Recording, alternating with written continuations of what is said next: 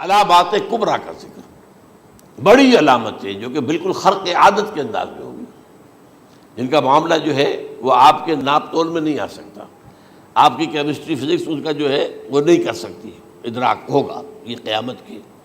ان میں نمبر ایک کیا ہے؟ ایک بہت بڑا دھواں آئے گا، پوری دنیا کو لپیٹے گا۔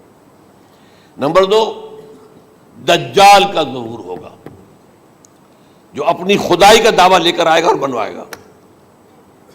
اس کے ہاتھ میں ہو جائیں گے، قبضے میں ہو جائیں گے سارے ذرائع پیداوار کے۔ اس کی طرف پہلا قدم اٹھ چکا ہو، ٹرپس کے نام سے معاہدہ ہو چکا ہے۔ کوئی ملک اپنا بیج پیدا نہیں کر سکتا ہو، یہ بیج ہم نے ڈیولپ کیے ہیں۔ ان کے ڈیولپمنٹ سے پہلے تم ایک ایکڑ سے کتنی گندم لیتے تھے، آج کتنی لے رہے ہو؟ کس بنا پر؟ جینیٹکس کا جو کام ہم نے کیا ہے اس کی بنا پر ہونا۔ ہاں تو ہمارا حق ہے، اس کی رائلٹی ہمارے پاس آنی چاہیے۔ لہذا صرف ان اداروں سے، ملٹی نیشنل سے خریدا جائے گا بیج، اور بیج بھی وہ دیں گے وہ کہ جس سے جو فصل اگے گی وہ بیج نہیں لا سکتی، وہ بیج کا کام نہیں کر سکتی۔ جیسے آپ کو معلوم ہے کہ آپ کے ہاں جو گوشت کھایا جاتا ہے مرغے کا، تو مرغا وہ جو ہے اس میں، مرغا ہو یا مرغی ہو، اس کے اندر کوئی وہ کیفیت ہی نہیں ہے۔ ان کے انڈے جو ہے ان سے آپ بچے حاصل نہیں کر سکتے، ہے تو انڈا، دیکھنے کو تو انڈا ہے، لیکن وہ بنڈا جو ہے اس سے بچہ تو نہیں حاصل کر سکتے۔ ایسے ہی وہ گندم کا بیج دیں گے، نظر آئے گی گندم، لیکن اس کے اندر وہ صلاحیت نہیں ہے کہ اس سے جو فصل اگے گی اس کا نتیجہ جو ہے وہ بھی آپ لے سکیں۔ یہ ہونا ہے، اللہ جانے، قدم اٹھ رہے ہیں ادھر۔ پھر یہ ہے کہ دابۃ الارض، زمین سے ایک حیوان نمودار ہوگا، زمین شق ہوگی۔ ابھی میں کہہ رہا ہوں خرق عادت ہے، یہ چیزیں وہ نہیں ہیں جو ہماری کسی حساب کتاب میں جو باتیں پہلے آئی ہیں وہ تو حساب کتاب میں آ رہی ہیں، ساری سمجھ میں آ رہی ہیں، ساری چیزیں مشاہدہ ان کا ہو رہا ہے۔ لیکن یہ ہے کہ دابۃ الارض، یہ کہتے ہیں کہ کوہ صفا، اس میں تو نہیں ہے حدیث میں، کوہ صفا پھٹے گا اور اس میں سے ایک حیوان دابہ وہ ظاہر ہوگا، تو اسی لیے فرمایا ہے وَإِذَا وَقَعَ الْقَوْلُ عَلَيْهِمْ أَخْرَجْنَا لَهُمْ دَابَّةً مِّنَ الْأَرْضِ تُكَلِّمُهُمْ، تو ہم اندر سے پیٹ کے چیر کر زمین کے پیٹ کو ایک حیوان کو برآمد کریں گے جو انسانوں سے بات کرے گا، گفتگو کرے گا۔ نمبر 4، طلوع الشمس من المغرب، یہ بھی خرق عادت، سورج تو طلوع ہوتا ہے مشرق سے، غروب ہوتا ہے مغرب میں، لیکن اس وقت معاملہ الٹا ہو جائے، یعنی جو کائنات کے اندر جو گڑبڑ ہوگی کچھ سمجھ میں بات آتی ہے کہ یہ معاملہ جو ہے یہ تو اس پورے سولر سسٹم کو اگر بدل دیتے ہیں تو مشرق مغرب ہو جانا، مغرب مشرق ہو جانا، یہ سمجھ میں آنے والی بات ہے۔ اس کے بعد ہے عیسیٰ ابن مریم کا نزول، جس کے بارے میں آج میں نے گفتگو کی ہے تفصیل سے۔ یہ نزول ہونا ہے، یہ علامات قیامت میں سے حضور نے بیان فرمایا ہے، اور قرآن مجید کی جو اصطلاحات ہیں اس کے حوالے سے میں نص قطعی جو ہے وہ میں آپ کے سامنے رکھ چکا ہوں۔ پھر یاجوج ماجوج کا ایک معاملہ ہے، یہ میں ابھی اس وقت زیادہ اس پر بات نہیں کر سکتا۔ حضرت عیسیٰ علیہ السلام کے نزول کے بعد دو کام ہوں گے، یہودیوں کا قلع قمع ختم، تمام یہود، ایک کام تو یہ ہونا ہے، اور نمبر 2 عیسائیت کا ختم ہو جانا۔ عیسائیت کی نفی کر دیں گے، بھائی تم مجھے خدا کا بیٹا بنائے بیٹھے ہو، میں تم خدا کا بیٹا نہیں ہوں، میں تو اس کا بندہ ہوں، رسول ہوں، میں نے تم سے کب کہا تھا کہ مجھے خدا کا بیٹا بناؤ۔ نمبر 2 یہ کہ وہ خنزیر کو قتل کر دیں گے، یعنی یہ تم نے خنزیر کب سے کھانا شروع کر دیا؟ میں تو تم کو نکاح اجازت دے کر گیا تھا، یہ تو شریعت موسوی میں حرام تھا، اور میں کہہ کر گیا تھا کہ یہی شریعت تم پر لاگو رہے گی، ہاؤ کم تم نے کیسے یہ؟ آج بھی بہت سے رومن کیتھولکس جو ہے وہ سور نہیں کھاتے، وہ اس میں ہے ان کے اندر کچھ نہ کچھ بات جو ہے جو حضرت عیسیٰ کی تعلیمات کا کچھ اثر ان کے ہاں ہے۔ میں تو ایک مرتبہ، یہ 1971 کی بات ہے، 4-5 دن کے لیے برسلز میں رکا تھا، اس لیے کہ وہاں مجھے ایک صاحب نے خط لکھا تھا کہ وہاں ایک نوجوان ہے، ابھی اس میں ایمان لایا ہے، اور اس کے کچھ مسائل ہیں، ہم کوشش کر رہے ہیں ان کے مسائل حل کریں، آپ بھی جا رہے ہیں۔ میں انگلینڈ جا رہا تھا تو واپسی پر آپ ان کے یہاں چند دن ٹھہرے، میں حیران ہوا، ویسے اس نے مجھے اپنے گھر ٹھہرایا نہیں، اس لیے کہ ماں باپ تو اس کے کرسچن تھے، اور پولیس کا چیف آفیسر اس کا باپ تھا، چیف آف پولیس فورس۔ اس نے مجھ سے ایک دن کھانے پہ بلایا، میں ہوٹل میں ٹھہرایا مجھے، اس نے کہا آپ اطمینان سے یہاں کھانا کھائیں، اس گھر میں نہ آج تک کوئی شراب کی بوند آئی ہے اور نہ ہی کوئی بوٹی آئی ہے سور کی. Roman Catholics. اب اکلوتا بیٹا تھا یہ عبد العزیز، اس نے بعد میں نام رکھا، وان کینٹر اس کا نام تھا جو کہ اوریجنل تھا. پھر اس نے نام رکھا عبد العزیز وان کینٹر، پرانا نام بھی بحال رکھا. نہایت نیک، نہایت خوبصورت. 28 سال کی عمر تھی اور اس وقت میں نے دیکھا تھا کہ اس کی فقہی معلومات جو ہے میری معلومات سے 10 گنا زیادہ. اس کی وجہ کیا ہے؟ وہ گیا تھا موراکو میں ایز اے ٹیچر ملازمت کرنے، پیسہ کمانے. وہاں وہ مسلمانوں سے اس کا ہوا رفع ضبط ہوا، اسلام کی تعلیمات سامنے آئی، اسلام لے آیا. اب اکلوتا بیٹا ہے اور ماں باپ جو ہے کرسچن کیتھولکس. جب وہاں سے واپس آیا تو پھر کہتے ہیں کہ ہمارے درمیان ایک معاہدہ ہے، وی آر لیونگ ٹوگیدر، لیکن یہ معاہدہ ہے ہم مذہب پہ بات نہیں کریں گے، بس باقی جو بھی ہے وہ ساتھ رہ رہے ہیں. لیکن میں حیران ہوا، مجھے معلوم نہیں تھا. اچھا اس کے بعد اس نے جب اسلام کا فیصلہ کیا تو اس کے سامنے سوال آیا کون سی فقہ اختیار کروں. تو اس نے بڑی جو ہے تھورو اسٹڈی کی ہے تمام فقہوں کی، کمپیریٹو اسٹڈی. ان کو کرنے کے بعد پھر فائنل فیصلہ اس کا یہ تھا کہ حنبلی فقہ میں اختیار کروں. چاروں فقہوں میں سب سے لیٹسٹ حنبلی ہے، یعنی حنفی نمبر 1، پھر مالکی نمبر 2، پھر اس کے بعد شافعی نمبر 3، پھر یہ امام احمد ابن حنبل ہے. اور امام احمد ابن حنبل کے زمانے تک احادیث بہت بڑے پیمانے پر جمع ہو چکی تھی، جبکہ ابھی حضرت امام ابو حنیفہ کے زمانے میں کوئی اتنا زیادہ جو ہے حدیث کا بھی ذخیرہ نہیں بنا تھا. اسی پر تو لوگ حیران ہوتے ہیں کہ زیادہ حدیث امام ابو حنیفہ کے علم میں نہیں تھی، لیکن مجال ہے کہ ان کا کوئی فتویٰ جو ہے کتاب و حدیث کے، کتاب اور سنت کے خلاف ہو. اگرچہ انہوں نے صاف کہا کہ اگر تم پاؤ کوئی ایسی سچی حدیث، پختہ حدیث جو میری کسی رائے کے خلاف ہو تو میری رائے کو دیوار پر دے مارنا اور اس صحیح حدیث کی پیروی کرنا.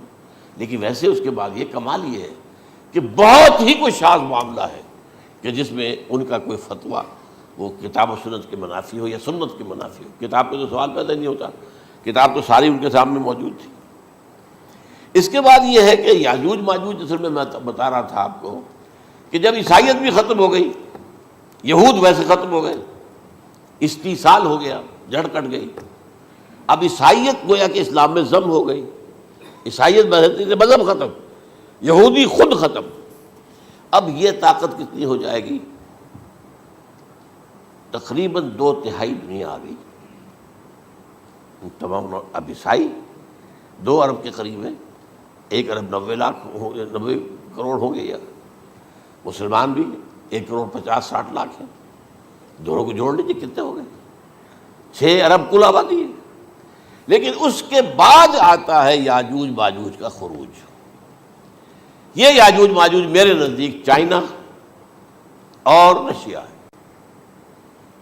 ان کی مجموعی طاقت اتنی ہوگی اور یہ اس طرح آئیں گے ہر اونچائی پر سے اترتے ہوئے، پھسلتے ہوئے. جیسے 1962 میں جب وار ہوئی تھی بٹوین چائنا اینڈ انڈیا 1962 میں، تو وہ اس وقت کا نقشہ مجھے آج بھی اخبارات میں پڑھتا تھا تو یاد، waves after waves of Chinese soldiers were coming down the slopes of Himalayas. یہ تو وہ ہے نا جن کی تعداد کا کوئی حساب نہیں ہے. اور رشیا اور یہ مل کر جو ہے، میرا اندازہ یہ ہے کہ جب پہلے ملحمۃ العظمیٰ ہوگی وہ عیسائیوں اور مسلمانوں کے درمیان، اس وقت یہ دونوں پاورز نیوٹرل رہیں گی. لیکن غالباً یہ بات طے کر لیں گی کہ ویپنز آف ورلڈ جو ہے ماس ڈسٹرکشن، یہ استعمال مت کرنا. اگر یہ ویپنز آف ماس ڈسٹرکشن استعمال کرو گے تو ہم میدان میں آ جائیں گے. اس میں وہ جنگ جب ہو چکے گی، پھر حضرت عیسیٰ کو فتح حاصل ہو جائے گی، اور پھر یہ کہ یہودیت ختم ہو جائے گی، عیسائیت بطور مذہب ختم ہو کر اسلام میں ضم ہو جائے گا. پھر وہ 40 برس کا عہد حکومت ہے حضرت عیسیٰ علیہ السلام.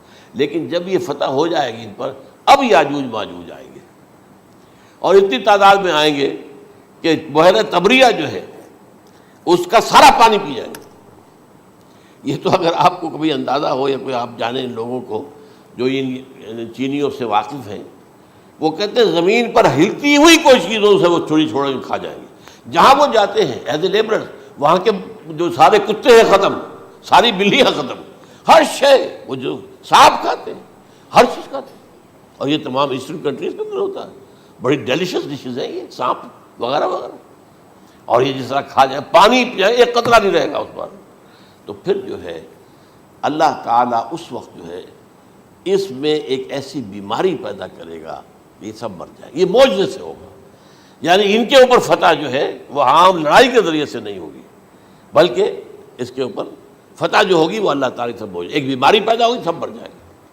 اور اس کے بعد اللہ تعالیٰ ایسے پرندے بھیجے گا بڑی لمبی لمبی گردنوں والے، وہ ان سب کو کھا جائیں گے. جیسے ہمارے ہاں گدھ ہوتے ہیں، وہ ان کو صاف کر دیں گے. ورنہ تو یہ ہے کہ پوری دنیا کے اندر جو بدبو اور جو پیدا ہوتا معاملہ اس سے، تو اس نوع انسانی کی بقا ممکن نہیں تھی. ان کے خاتمے کے بعد پھر یہ ہوگا کہ حکومت اسلامی جو ہے پوری دنیا میں حضرت مسیح علیہ السلام کی ہوگی. 45 برس وہ رہیں گے. اسی میں وہ کہلن بھی آ جائے گا، وہ فی المہد و کہلن جو میں نے شروع میں بیان کیا تھا. اسی میں پھر یہ ہے کہ وہ شادی بھی کریں گے، ان کی اولاد بھی ہوگی. اور پھر ان کا انتقال ہوگا تو حضرت حضور صلی اللہ علیہ وسلم کے حجرے میں، وہیں پر جہاں حضور اور ابو بکر اور عمر رضی اللہ تعالیٰ عنہم دفن ہیں، وہیں پہ ان کو دفن کیا جائے گا. اور قیامت کے دن حضور فرماتے ہیں کہ میں اور یہ تینوں ساتھ نکلیں گے. تو یہ ہے والات و واقعات. بہرحال اس میں یہ ہے کہ یہ نوٹ کر لیجئے کہ جہاں تک ہمارے ہاں آج کل کا معاملہ ہے، میرے نزدیک میں یہ کہنے پر مجبور ہوں، جو رفع و نزول مسیح کو نہیں مانتا وہ کم سے کم منکر حدیث ضرور ہے. میں اس سے کم کا فتویٰ نہیں دے سکتا. اب یہ ہے کہ جو لوگ مہدی کو نہیں مانتے ان کا معاملہ میں مختلف سمجھتا ہوں. چند منٹ لے رہا ہوں آپ کے، اور اس لیے کہ ان کی حدیثیں صحیحین میں نہیں ہیں، بخاری مسلم میں نہیں. اور یہ کہ بہرحال ان کا معاملہ جو ہے وہ ایسا نہیں ہے حضرت عیسیٰ کا. حضرت عیسیٰ کے آنے کا جو کچھ ہوگا وہ تو میں نے آپ کے سامنے بیان کر دیا. لیکن یہ ہے کہ حضرت مہدی ہمارے نزدیک اس میں خرق عادت کوئی ہے ہی نہیں. جیسے ہر صدی کے مجدد ہوتے ہیں، آخری صدی کے مجدد وہ ہوں گے، اور میرے نزدیک یہی آخری صدی ہے، اور اسی میں حضرت مہدی کا ظہور ہو جانا. سعودی عرب میں کوئی خانہ جنگی ہوگی کسی بادشاہ کے انتقال پر، اور پھر اس وقت یہ ظاہر ہوں گے. اس وقت ملک کے حالات کو سنبھالنے کے لیے لوگ ان کو زبردستی نکالیں گے، چھپے ہوئے ہوں گے ایک گھر میں. یہ حضرت ام سلمہ رضی اللہ تعالی عنہ کی روایت ہے کہ ایک بادشاہ کے انتقال پر یہ خانہ جنگی ہو جائے گی، اور ایک شخص مدینے سے بھاگ کر مکے میں چھپ جائے گا. یہ تو ہے ان کے الفاظ، میں توجیہ کر رہا ہوں. یہ لوگ ان کی طرف دیکھ رہے ہوں گے کہ یہ جو وقت آیا ہے فتنے کا ہماری قوم پر، ہمارے ملک پر، تو ان کی شخصیت ایسی ہے کہ یہ بیچ میں آئیں، صلح صفائی کرائیں. اور وہ جو ہے اس ذمہ داری سے بچ کر بھاگیں گے اور جا کر مکے میں چھپ جائیں گے. پھر لوگ انہیں تلاش کر کے نکالیں گے اور زبردستی ان کے ہاتھ پر بیعت کریں گے، ورنہ وہ اتنے بڑے منصب کو. اور پھر یہ بھی ہے، ایک حدیث میں آتا ہے یصلحو فی لیلۃ واحدہ، ایک رات میں ان کی مکمل اصلاح کر دیں گے. یعنی اگر کوئی تھوڑا بہت نقص اور عیب کوئی ہوا بھی، کوئی کمی کوتاہی ہوئی بھی، تو اللہ تعالیٰ ایک رات میں اصلاح کروا دیں گے. لیکن ہمارے نزدیک اس قدر کوئی خرق عادت ہے ہی نہیں.